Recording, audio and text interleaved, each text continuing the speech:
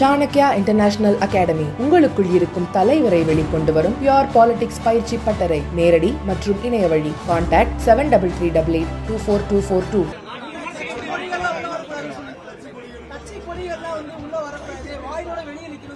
ஆமா, அது எல்லாருமே கடைபிடிச்சிருக்காங்க.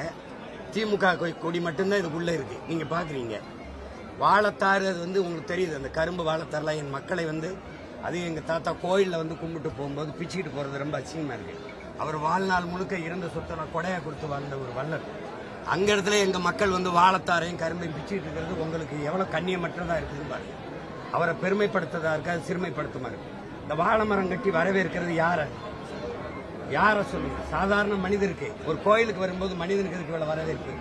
கொடி நீங்க வளைவுக்கு அங்க கட்டிக்கிறீங்க, கோயிலுக்குள்ள நீங்க கட்டக்கூடாதுங்கிறத என்னுடைய கோட்பாடு. இப்ப எல்லாருமே அங்கே நிறுத்திட்டாங்க. திமுக கொடி தான் இருக்கு. இந்த வாட்டி இந்த வாழை தாரோடு கட்டாம வெறும் வாழை மரத்தை கட்டிட்டாங்க. எப்படியும் கட்டுவோங்கிறீங்க. அது இது குறைக்கணும், வருங்காலங்களில் குறைக்கணும். நீங்க ஆத்துல அழகரை இறங்கும் போது பல லட்சக்கணக்கான மக்கள் கூடும்போது நீங்க கட்சி கொடி கட்டுறீங்களா? இப்ப திருச்செந்தூர்ல இப்ப நடந்தது, திருமணம் நடந்தது.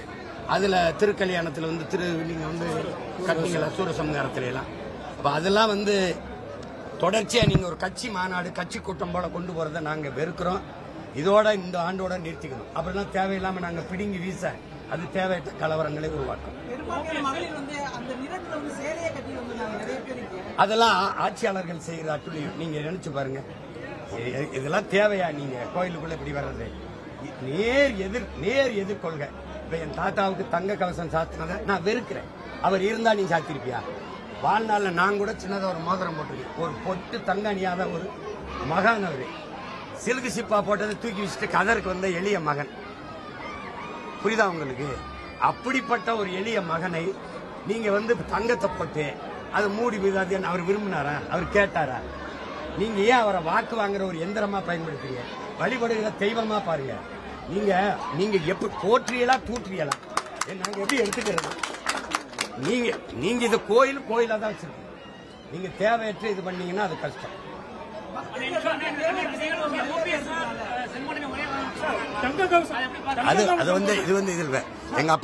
எங்க அப்பா என்னைய கூட தான் கூப்பிட்டாரு, வாடா ஒன்னா போலான்ட்டு.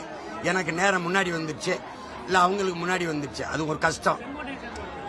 ஒரே கட்சி தானுங்க அவங்க, ஒரே கட்சி ஒன்னா இருந்தவங்க, ஒரே அமைச்சரவையில் இருந்தவங்க. அவங்க இன்னைக்கு ஒன்னா வர்றதுல இது வச்சிருக்கீங்க. அதுல என்ன இருக்குது? நீங்க வாழ்க்கையில யாரையும் ஒன்னா இருக்க விட மாட்டீங்களா? எங்க கோயில கும்பிடுற இடத்துலயாவது ஒன்னா இருந்துட்டு போடுங்க.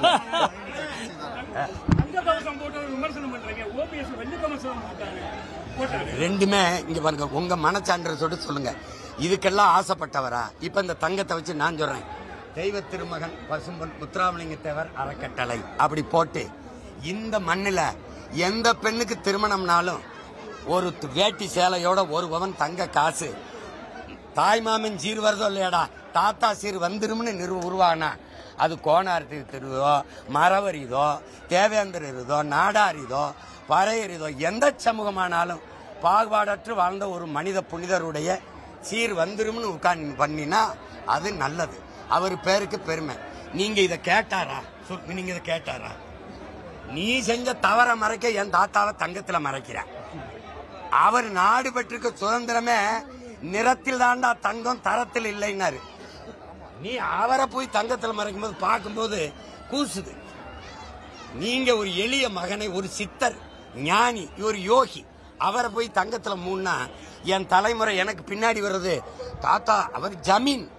ஆனா எதுக்கு ஆசைப்பட்டவர் இல்ல, எளிமையா வாழ்ந்தவர் உன் தாத்தனுங்கிற வரலாறு தான் என் பிள்ளைக்கு நான் கடத்தணும்.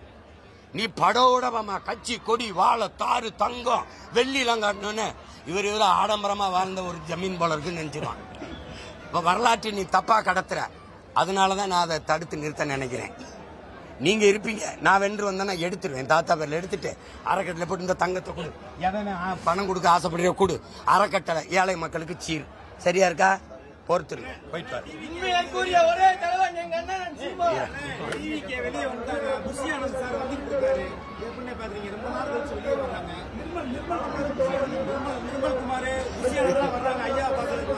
என்ன வெளியே வந்துட்டாங்கன்னா சிறையில் வரட்டும் வரட்டும்.